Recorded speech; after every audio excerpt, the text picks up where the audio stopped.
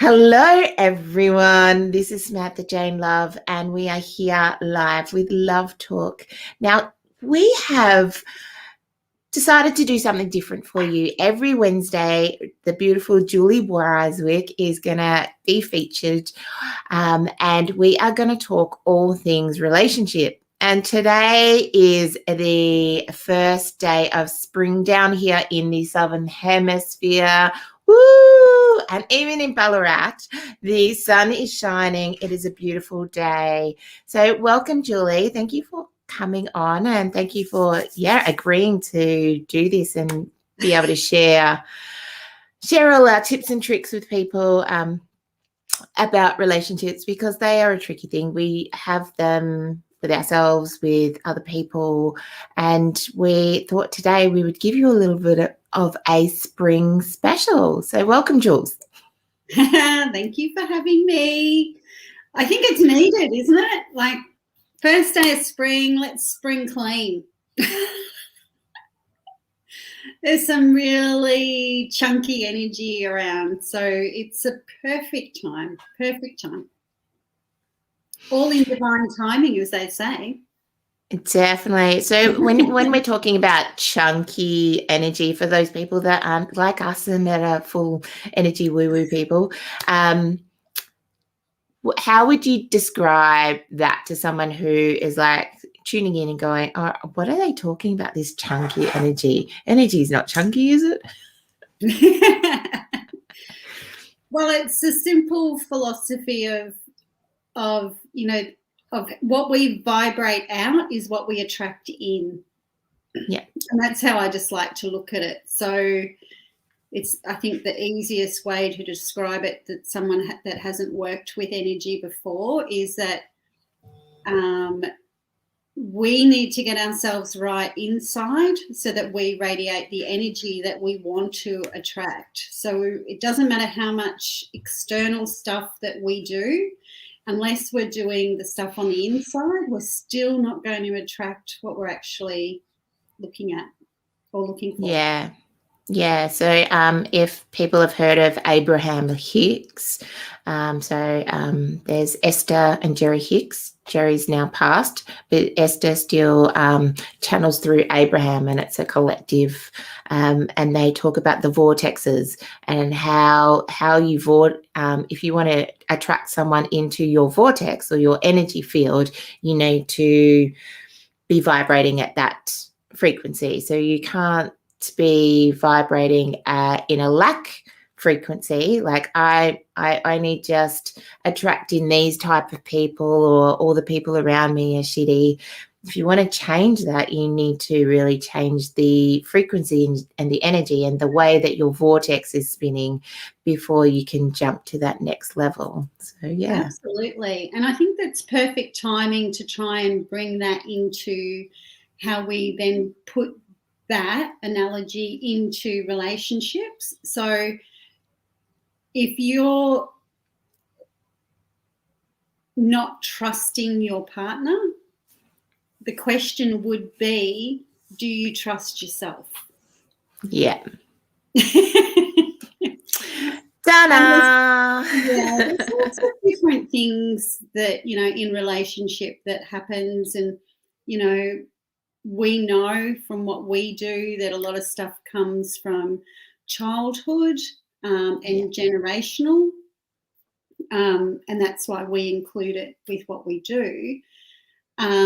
There's abandonment. There's all these sort of like issues that come up that if we haven't really looked at that stuff, it plays out in our relationships. Yeah, totally. And it's like there's a lot of women that go, I always attract this sort of man. Like, okay, well, what was your, not to blame anybody, what was the people like in your family when you were younger? And they're like, oh my God, that's just like my dad, or that, oh my God, that's like my uncle, or some particular person in their life between the ages of 0 and 7. And we sort of attract what we know, because if we don't know something, we don't know something. So And if we're in our head, we're talking about, oh, I really don't want something like this. So your brain it doesn't register the word don't. So what you're saying is, I want XYZ. I want someone to be horrible to me. I want someone to be.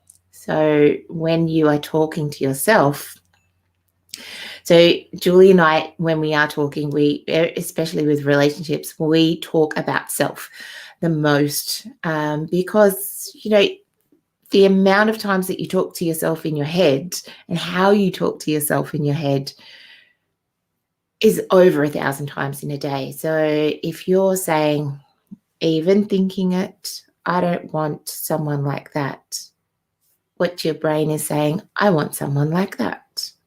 So you will attract in someone like that. Yeah, all the little things. It's all the little things that I don't know whether people take into account. And I work a lot with social media, as do you, Sam. And I often see in there like little comments about don't let people disrespect you and all that kind of stuff. But at the end of the day, people want to work on relationships. Yeah. And it's possible to, get over stuff and work together through stuff. And it's also possible to have an amicable breakup as well. Yeah. Yes, we have a mutual friend who has been going through a conscious uncoupling. We've been watching her on Facebook, so it'd be really it'd be great to get her on one day when she's ready to share how that all went. And because we see some celebrities talking about this conscious uncoupling, and we're like, really, can this really be done? So it would be really lovely to share with all of the guests and the participants and everyone listening at home just how that unfolds. So coming back to our topic, spring cleaning in relationships. Yes. So everyone knows about what, when you come to spring. I know that when I was little, Nana and, everyone would go, all right, well, we're cleaning the whole house at spring clean time. So that was literally taking everything out of the cupboards, taking all of the Tupperware lids found a home, or either found the bin or got repurposed for some sort of reason. So it was a full spring clean. So even wardrobes would be spring cleaned, everything there would be, curtains, everything's dust, curtains, rugs, like literally everything would be outside, and they'd be bashing it. And, this is remembering my great-great-grandmother as well, like just seeing everything outside and everything airing and letting go of the, the contracted energy from winter. Yeah. So we call it cleansing now. Well, I call it cleansing. But it's so important. Like, it's just, I think back before, I would think that would be annoying. But now that I understand the energy side of it, it's a really nice thing to do. So now when I say, instead of saying cleaning, I say cleansing, because that's essentially what we're actually doing. We're cleansing our environment. Yeah. Yes. And it's really amazing when you go through, like, if there's that drawer. People have the drawer. Everyone has that drawer. Yeah. Let's just go with it. I've got kids, and my little girls, without fail, Mummy will fold all the clothes and they will throw them on the floor. So Mummy's just started throwing clothes into the drawers because I just can't even. But, they grow so quickly that I have to go through and do a cleansing all the time in their room. And when we talk about cleansing rooms, it's about the energy. It's not just the clean part of it. It's the energy within the room. And So, Jules, how would you, in a room, besides the cleaning side of things, how would you cleanse the energy in the room? Well, I often sage, but cleaning is a part of it. You've got to get rid of the yuck. But then it's also about setting it up so it's visually nice. Yeah. So that when you walk in there, you go, and that's what you're looking for, essentially. Yeah. You know, so it's visually nice, it smells nice, it's physically clean, and putting stuff around that you actually really, really love and that you're going to use. Yeah. Yeah. And if there's some of that chunky energy that we were talking about, sometimes I will use sound as well to clear that through. That chunky energy generally gets caught in the corners, and they're the places that we don't generally go, because there's normally a chair in the middle, there's a light over here, there's, you know, all the things are sort of, you know, not necessarily right in the corners, and that's where that chunky or stuck or heavy energy will be. And I find that using sound, so even just using claps of the hands, I'm starting to get the girls to help me as well. They like doing it. How nice. Yeah. So whether it's the triangles, the crystal triangles, crystal bowls, I normally find the metal things work best to clear that energy though as well. Yeah. Yeah. I have beautiful rose quartz in my bedroom and a beautiful piece of amethyst. Yeah. And I just find I can't have clutter around, otherwise it really interrupts with what my mental focus, and that sounds rather bizarre, but if I've got clutter, I can't mentally focus. It's the most bizarre thing ever.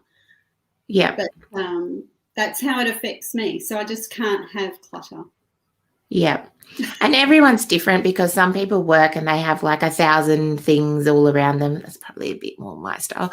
Because I'm like, oh, where's that? Because my brain's going so fast. I'm like, I need things. So I just sort of lay them out. Like when I used to do homework, I'd lay everything out because I'd want the books all, because my brain will go, oh, what's that thought? What's that thought? And that's how I bring them all together. Yeah, crazy. Oh, no, my place gets in a shambles, like it really does. And I think that's life. I think, you know, home life is great that we can do that. But I think every now and then, I think the message that I'd like everyone to go with today would be just do one thing. You know, because we are in this chunky energy and people have lost their mojo, they may be frustrated. There's lots of different energies happening. Yeah. And, you know, I mean, we could go into that. I'm not going to go into it. So I think if you just do one thing, so if it's cleaning off your desk, or if it's cleaning your bedroom, or doing your wardrobe, or one drawer, or one cupboard, or one thing. Yeah. One thing might be having a conversation with someone that you've been putting off. Yeah, generally that one thing will have more effect on you than cleaning out that one drawer. So we invite you to do whichever thing, that one thing that really sits well with you, what pushes your edge just a little bit, but not too far. You don't want to put yourself into trauma as well. Maybe that conversation, you may need to be quite grounded to have that conversation. Yeah. But you got to be ready for it. But you know, the longer we put stuff off, the worse it gets in our head. Yeah, totally. And when you do that one thing, we would love for you to celebrate yourself. Absolutely. Bring in gratitude, you know, and share it with us. We would love to know on Love Talk and Relationship Alchemy, what is that one thing that you did to have in a spring clean with yourself? What is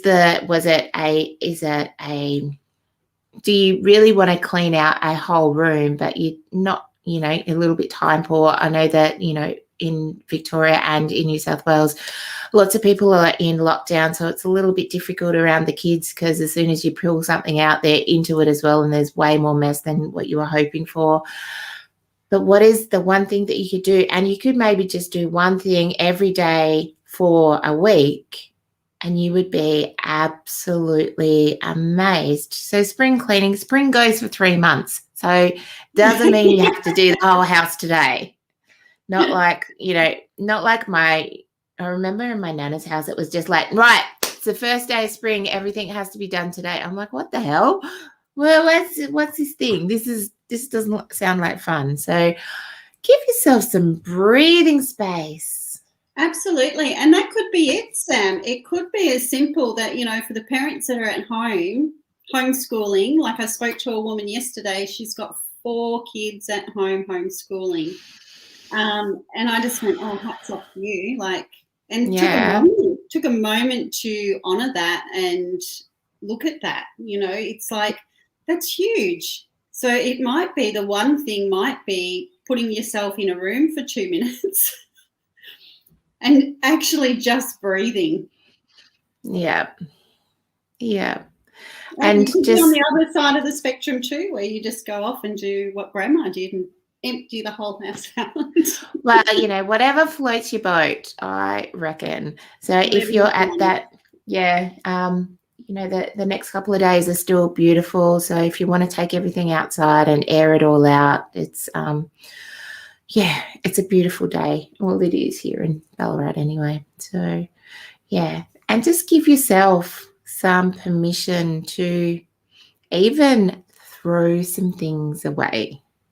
I'm not saying go full Marie Kondo, don't go crazy, but just things that are broken that that you're never going to fix or are unfixable, like the handheld vacuum that you've had sitting in a drawer for 3 years that you're like, oh yeah, I can get that refixed.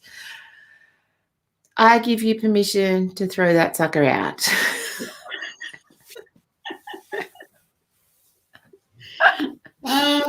What have you got in the drawer, Sam, that you need to throw out? Oh my God, so many things. Probably all of those really skinny clothes that it's just not going to happen, but I'm still in denial. So, and just to give myself a little bit of space, and also it's going to take away that I need to be, or I should be skinnier, and that thing. So actually getting rid of those clothes that I'm holding on to is going to give me a little bit more breathing space in the how I should be or how I should show up in the world. Good morning, Miss Fiona.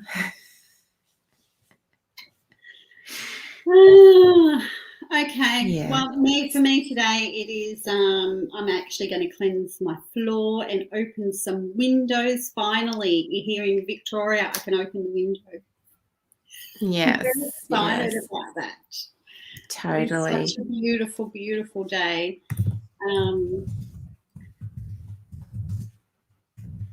This vibrant energy. We all need some sunshine. Take our shoes off, get out in the sunshine. Yeah, totally. And hopefully it's sunny everywhere else. Yes, hopefully. So if anyone has any questions about how to spring clean yourself, please direct them over to the Relationship Alchemy Code page on the Facing book. That's where you can find Julie and myself. We will answer questions if you post them up there. We want to be interactive with you guys as well. So my best tip is, just opening the windows. If you don't do anything else but today, just opening some windows, letting some air flow through your house. You don't necessarily have to do all of the things, but just do that one thing and just see and feel how the energy in your house will change, and that may give you that boost to then get to the drawer, have that conversation, do all of the rest of the things. Yeah. And it's a nice reminder too, just to do the one thing, because I know that I've been implementing changes for me. So, you know, one thing has led, well, I'll explain it so that it makes sense to people. So I am, you know, perimenopause, going through, you know, whatever change. So I was really lethargic, like energy was extremely low. So it meant that I couldn't do all the things that my head wanted to do, which was causing a bit of frustration and everything else. So I tried something different. So I'm taking this mineral now, which has led, by looking at something else and doing the one thing of taking this mineral, has then led to me having no hot flushes. I'm sleeping better. To now I can actually do some shopping and eating better, and now juicing in the mornings, which is leading to other things happening for me that, you know, so it's the one thing, and it might not happen immediately, but it will happen. So it's like introducing those one little things to get the long-term thing that you're looking for. For me, it was the inner energy to do the outer stuff. For me, Fiona's just put in a question here. What's the best way to spring clean your mood after a mood slump? Definitely agreeing with that one thing and ripping up that freaking to-do list. I hate them. Fuck off with them. Excuse my language, everyone. But seriously, a lot of us are in lockdown, they're single mummying, all the rest of it. Maybe instead of to-do, give yourself a pleasure list and a not so pleasurable list. Maybe not to do is like a should list. I should get this done is what that's saying. So look at the things that you bring you the most highest joy, and look at the things that you sort of have to get done, especially if you're in a business or you're looking after children who can't look after themselves. You sort of have to feed them. Yes, you have to, do all of those things as well. So if you can get one thing done off of each of those lists and change the name of it so that it's vibrating better for you, one thing off of two lists, you're going to get and do the thing that, if you do something that brings you pleasure first, then that is going to give you a lift. You're going to get something done and you're going to feel really good as well. So then you can go on to then doing the thing on the other list, and because you're in a pleasure state, you're going to feel a little bit more like doing whatever those other things are. Mind you, you've got to do the feeding of the children. I advise that, please. Otherwise you get in trouble. I don't. Mine are old enough to make their own. I better feed mine. So just responding to Fiona. Hello, gorgeous. How are you? So a mood slump, was it? Yeah. I actually really think that a mood slump should be honoured, because there's something in it. So I always honour my mood slump. So I will have a Netflix day,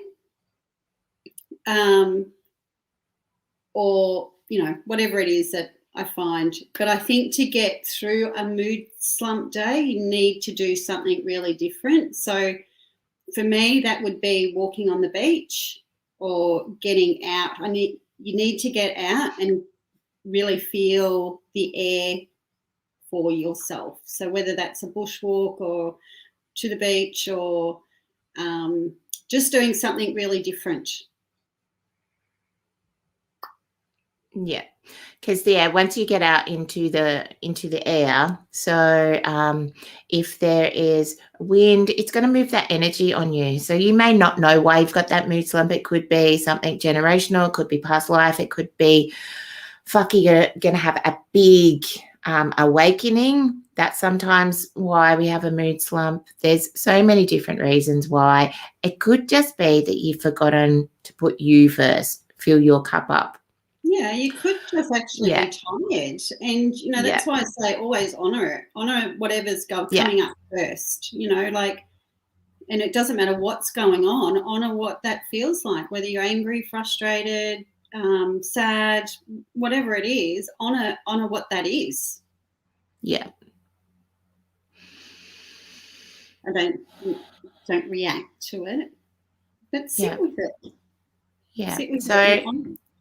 Yeah, so sitting and honouring it for people that are unsure what we're talking about there is just, if you've got anger, allow it to bubble up. Don't suppress it, honour it and welcome it. And because sometimes when you go, oh, shit, I'm really freaking angry right now, it goes, oh, you see me. Okay, all right, I can move on.